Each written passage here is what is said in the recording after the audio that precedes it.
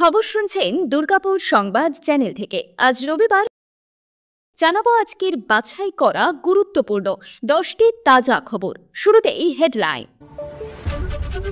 Flipkart অ্যামাজনের গুদামে লক্ষাধিক টাকার নকল সামগ্রী, বাজেয়াপ্ত বহু দ্রব্য। দিনভর উত্তেজনার পর কাঁথির কৃষি সমবায় নির্বাচনে জয়ী তৃণমূল, খাতা খুলতেই পারল না বিজেপি। দক্ষিণবঙ্গে বেলা বাড়তেই তাপপ্রবাহের জেরে নাভিশ্বাস, এপ্রিলের শুরুতেই তাপমাত্রা কমার আশা। নিজের কেন্দ্রে পুলিশের হাতে আক্রান্ত অখিল, ধাক্কাধাক্কিতে অসুস্থ হলেন তৃণমূল বিধায়ক। ধর্মতলায় উদ্ধার 62 কেজি গাঁজা, পুলিশের জালে 4 পাচারকারী। অক্সফোর্ডে বিক্ষোভের প্রতিবাদে দলের ছাত্র যুবরা ঘুমিয়ে বিস্ফোরক কল্যাণ। তৃণমূলের গদ্দারদের চিহ্নিত করা হচ্ছে, কাজলের তরমুজ মন্তব্যে বীরভূমে আবার শাসক কোন্দল।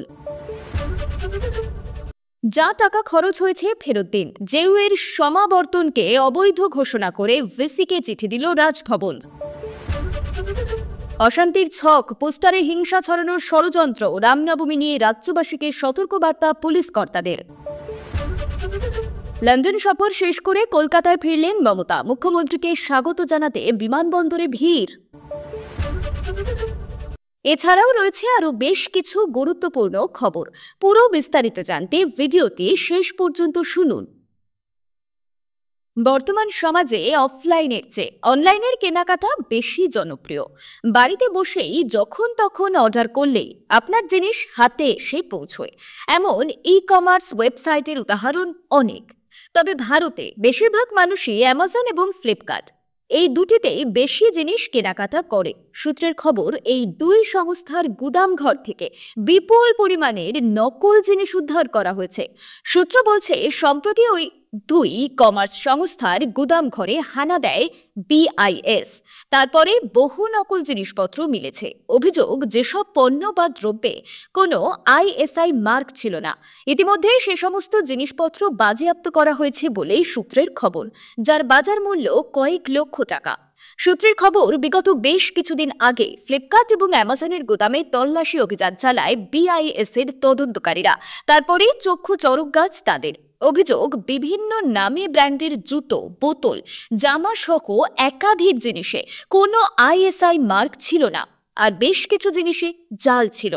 কার্যত সমস্ত নকল দ্রব্য বাজেয়াপ্ত করা হয়েছে। সূত্র বলছে, এখনো অব্দি 70 লক্ষ টাকার নকল জিনিসপত্র বাজেয়াপ্ত করা হয়েছে। সেই সঙ্গে প্রায় 6 লক্ষ টাকার নকল জুতো বাজেয়াপ্ত করা হয়েছে, যেখানে কোনো আইএসআই মার্ক ছিল না। গোটা ঘটনার তদন্ত শুরু করা হয়েছে। সবকিছু মিলিয়ে চাঞ্চল্যকর পরিস্থিতি সৃষ্টি হয়েছে। এ যেন বিধানসভা নির্বাচনকেও হার মানাবে। শনিবার কাঁথি কৃষি সমবায় ব্যাংকের নির্বাচনকে কেন্দ্র করে দিনভর উত্তপ্ত ছিল এলাকা। কাঁথি পুরসভার চেয়ারম্যান সুপ্রকাশ গিরির হুঁশিয়ারি এবং পুলিশের হাতে প্রাক্তন মন্ত্রী অখিল গিরির আক্রান্ত হওয়াকে কেন্দ্র করে সরগরম ছিল এলাকা। শেষমেশ শনিবার বিকেলে সমবায়ের 78টি আসনের ফল ঘোষণা হয়। প্রতিটি আসনেই জয়লাভ করে তৃণমূল কংগ্রেস, খাতায় খুলতে পারেনি বিজেপি। শনিবার সকাল থেকে কৃষি সমবায় ব্যাংকের নির্বাচনে জিততে মরিয়া হয়ে ওঠে তৃণমূল এবং বিজেপি উভয় রাজনৈতিক দলই। কোথাও ভোটারদের হুমকি দেওয়ার অভিযোগ, আবার কোথাও স্লিপ কেড়ে নেওয়ার অভিযোগ ছিল। বিশাল পুলিশি নিরাপত্তার মধ্যে নির্বাচন সংগঠিত হয়। 78টি আসনের 65টি আসনে নির্বাচন হয় শনিবার। বাকি আসনগুলিতে বিনা প্রতিদ্বন্দ্বিতায় জয়ী হয়েছিল তৃণমূল। বিধানসভা নির্বাচনের আগে এই জয় বাড়তি অক্সিজেন যোগাবে বলেই মত স্থানীয় তৃণমূল নেতৃত্বের। এদিন সকালেই কাঁথি জাতীয় বিদ্যালয়ের সামনে ভোট গ্রহণ কেন্দ্রে বিজেপি এবং তৃণমূলের মধ্যে উত্তেজনা লক্ষ্য করা যায়। ঘটনাস্থলে পৌঁছন কাঁথি পুরসভার চেয়ারম্যান সুপ্রকাশ গিরি। উত্তেজনার মধ্যে বাদানুবাদে জড়িয়ে পড়েন তিনি। প্রকাশ্যে বিজেপি কর্মীদের মুখ ফাটিয়ে রেখে দেব বলে হুমকি দিতে শোনা যায় সুপ্রকাশকে। কোনো ক্রমে পুলিশ ঘটনাস্থলে এসে পরিস্থিতি নিয়ন্ত্রণে আনে। কয়েক ঘন্টা পরে রামনগরের ভোট গ্রহণ কেন্দ্র অর্থাৎ রামনগর কলেজে অশান্তির খবর পেয়ে ছুটে যান স্থানীয় বিধায়ক এবং রাজ্যের প্রাক্তন মন্ত্রী অখিল গিরি। সেখানে পুলিশের হাতে নিজেকে আক্রান্ত হতে হয়েছে বলে দাবি করেন অখিল। ভোট গ্রহণ কেন্দ্রে প্রবেশ করতে সেখানে উত্তেজিত হয়ে পড়েন অখিল। পুলিশ তাকে ধরে বের করে দেয় ওই এলাকা থেকে। ঘটনায় ডান হাতের কনুইয়ে আঘাত পান অখিল বলেই দাবি।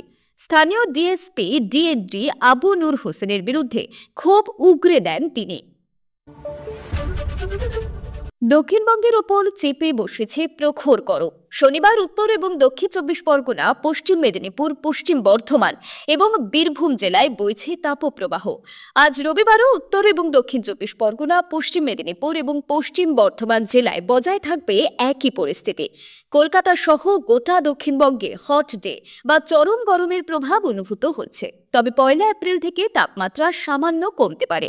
পরবর্তী 3-4 দিনে 2 থেকে 3 ডিগ্রি সেলসিয়াস পর্যন্ত তাপমাত্রা কমার সম্ভাবনা থাকলেও গরম থেকে স্বস্তি পাওয়ার আশা নেই, কারণ আগামী 4 থেকে 5 দিনে বৃষ্টির কোনো সম্ভাবনা নেই। এছাড়া আলিপুরদুয়ার এবং জলপাইগুড়ি জেলায় বিক্ষিপ্তভাবে হালকা বৃষ্টি হতে পারে।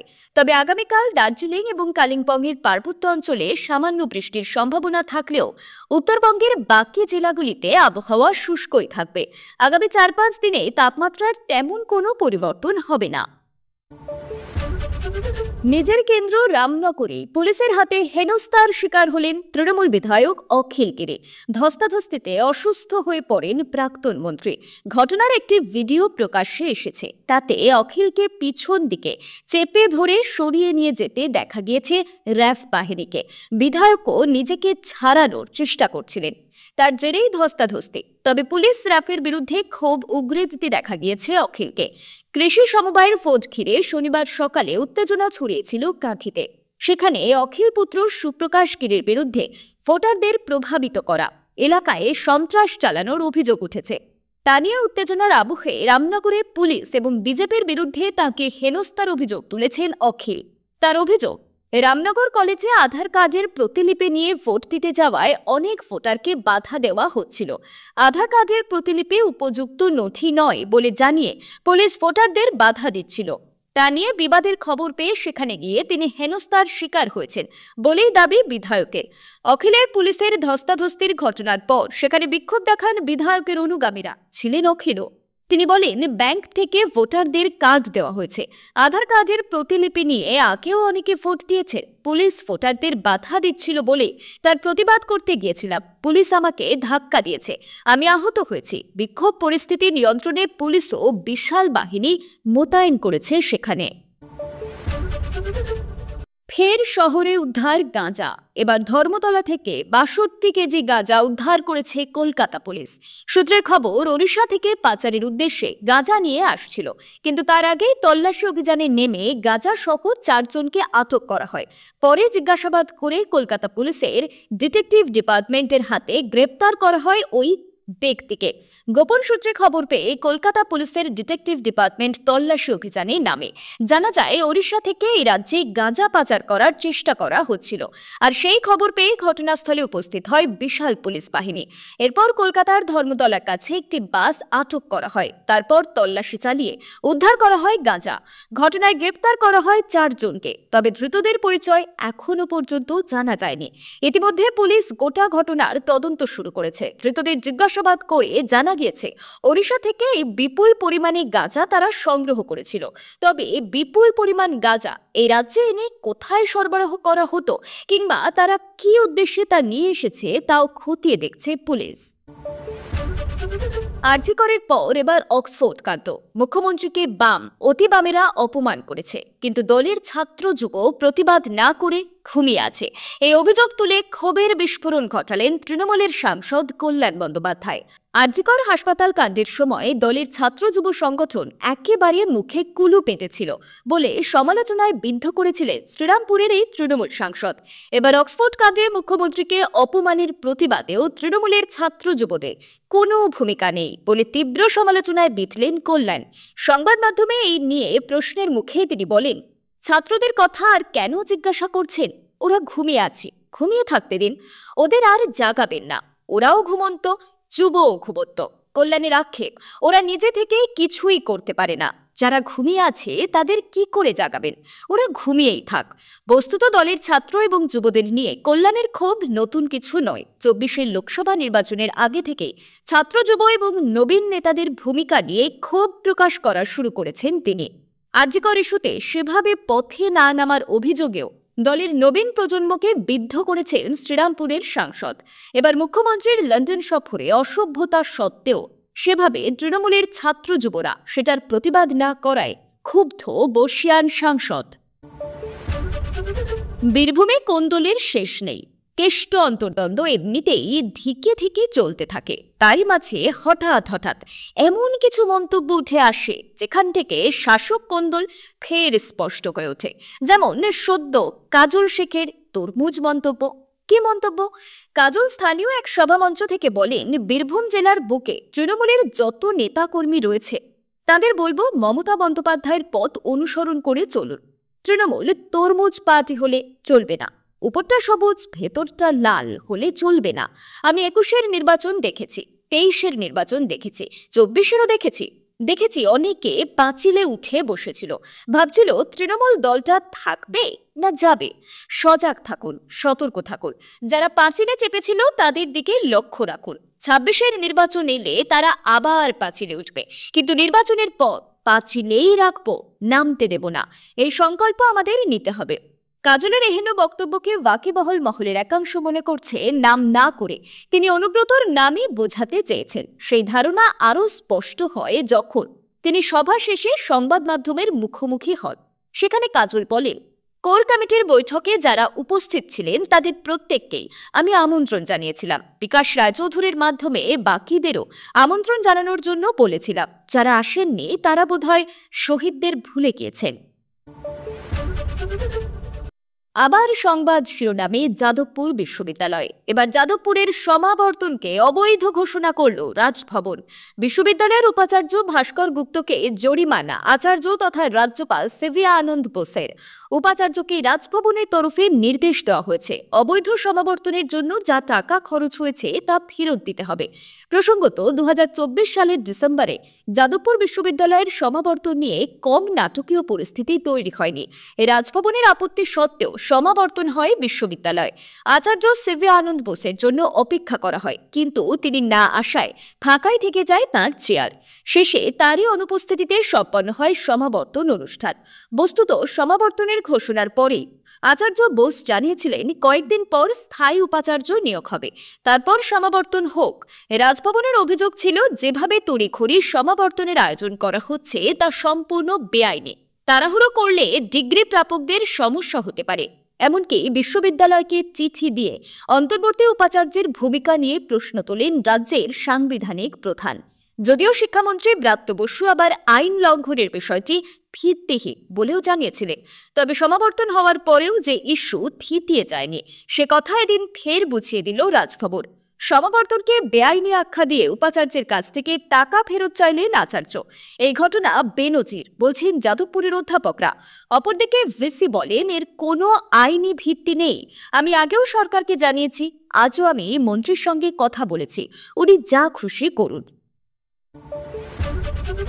রামনবমীতে সাম্প্রদায়িক অশান্তির ছক তৈরি হচ্ছে, পোস্টারে হিংসা ছড়ানোর ষড়যন্ত্র চলছে। শনিবার সাংবাদিক বৈঠক করে রাজ্যবাসীকে সতর্ক করে দিলেন দুই পুলিশ কর্তা।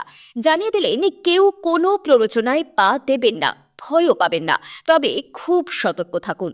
কোথাও কোনো অশান্তি হতে দেখলে সঙ্গে সঙ্গে পুলিশকে জানান। গোপন সূত্রে আমরা খবর পেয়েছি কিছু শক্তি অশান্তি ছড়ানোর পরিকল্পনা করছে। পোস্টার থেকে প্ররোচনা তৈরি হতে পারে, এদের থেকে সাবধান। পুলিশও যথেষ্ট সতর্ক আছে। শনিবার বিকেলে সাংবাদিক বৈঠক করেন আইজি এডিজি আইন শৃঙ্খলা জাভেদ সামিম এবং দক্ষিণবঙ্গের এডিজি সুপ্রতিম সরকার।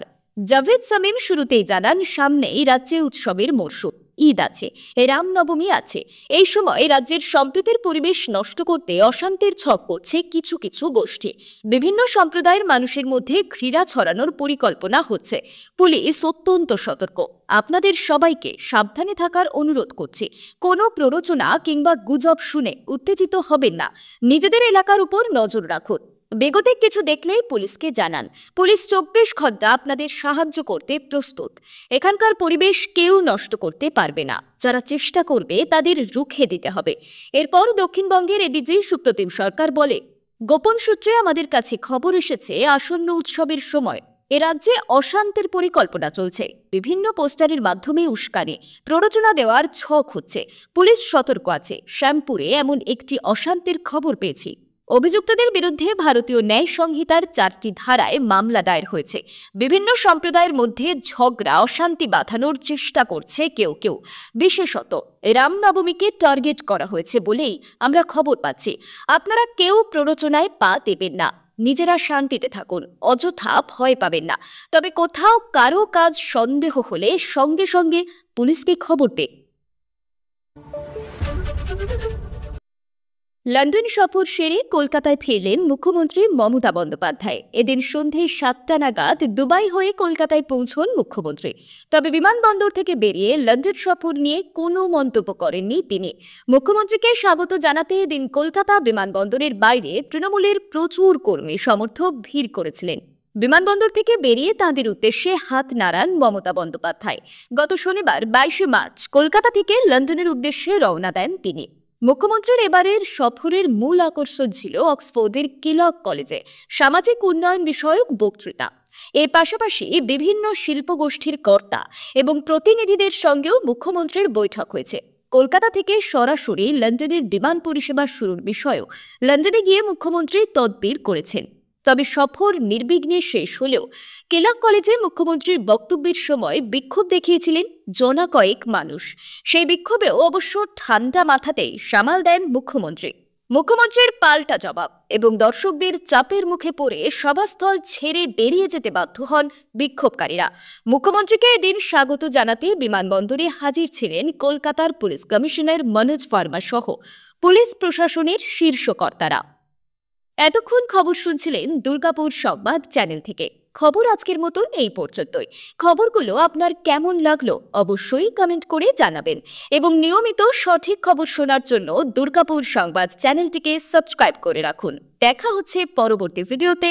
ধন্যবাদ।